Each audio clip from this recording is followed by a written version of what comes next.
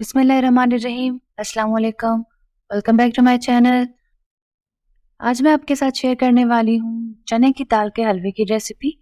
बहुत ही ज़बरदस्त और मज़ेदार और आसान किस्म की रेसिपी है, तो लाजमी इस रेसिपी को ट्राई कीजिएगा। यहाँ पे हमने 1 पाव के करीब चने की दाल ली है, इसको अच्छी तरह से वॉश करके और भिगो देना है 1 घंटे के लिए। और यहाँ पे हमने कढ़ाई ली है, कढ़ाई में डालेंगे 1 लीटर पैकिंग वाला दूध हम यहाँ पे इस्तेमाल कर रहे हैं। और अगर आपके पास पैकिंग वाला दूध ना हो तो आप यहाँ पे खुला दूध भी ऐड कर सकते हैं, लेकिन आप बगैर उबाले इसको ऐड करेंगी, फुल फैट मिल्क होना चाहिए। तो यहाँ पे दूध को उबाल आ गया है और यहाँ पे अब हम ऐड करेंगे जो हमने चने की दाल भिगो के रखी थी, उसको तकरीबन 1 घंटा हो गया है।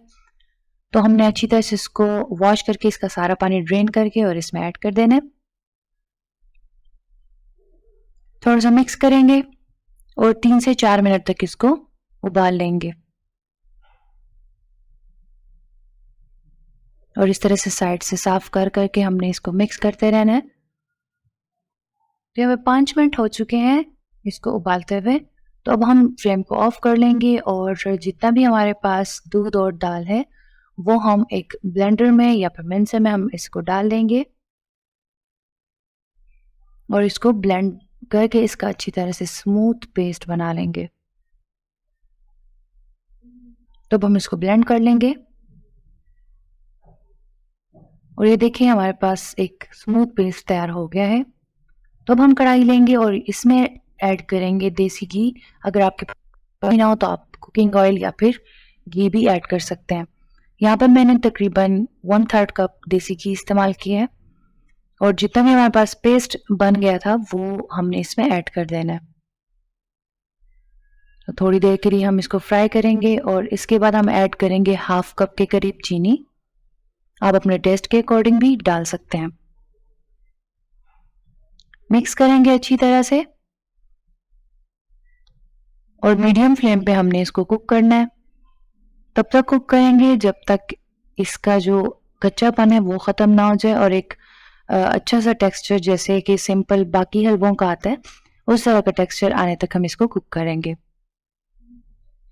और इस पे तकरीबन 15 से 20 मिनट लगेंगे।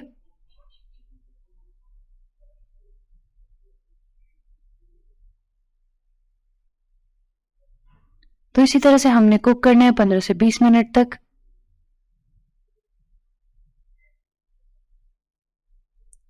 तो अब हम यहाँ पे ऐड कर रहे हैं 15 मिनट के बाद इलायची पाउडर और 20 मिनट हो चुके हैं तो हम अब इसमें ड्राई फ्रूट ऐड कर रहे हैं और इसको मिक्स कर लेंगे। और फ्लेम को जो है यहाँ पे हमने लो कर देना है। इस स्टेज पे हलवा जो है वो घी छोड़ना स्टार्ट कर देगा। तो अब हम फ्लेम ऑफ कर लेंगे और हमारे पास हलवा जो है वो तैयार है और इसको डिश आउट कर लेंगे।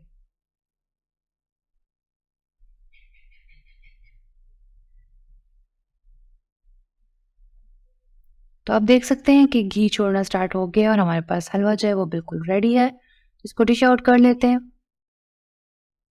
लाजमी इस रेसिपी को ट्राई कीजिएगा और मुझे अपना फीडबैक लाजमी दीजिएगा। उम्मीद करती हूँ कि आपको ये रेसिपी अच्छी लगी होगी। अगर आपको ऐसी ही आसान रेसिपीज चाहिए तो मेरे चैनल को सब्सक्राइब कीजिएगा और बेल आइकन को ज़रूर दबाइएगा ताकि मेरी आने वाली हर वीडियो आप तक सबसे पहले पहुंचे।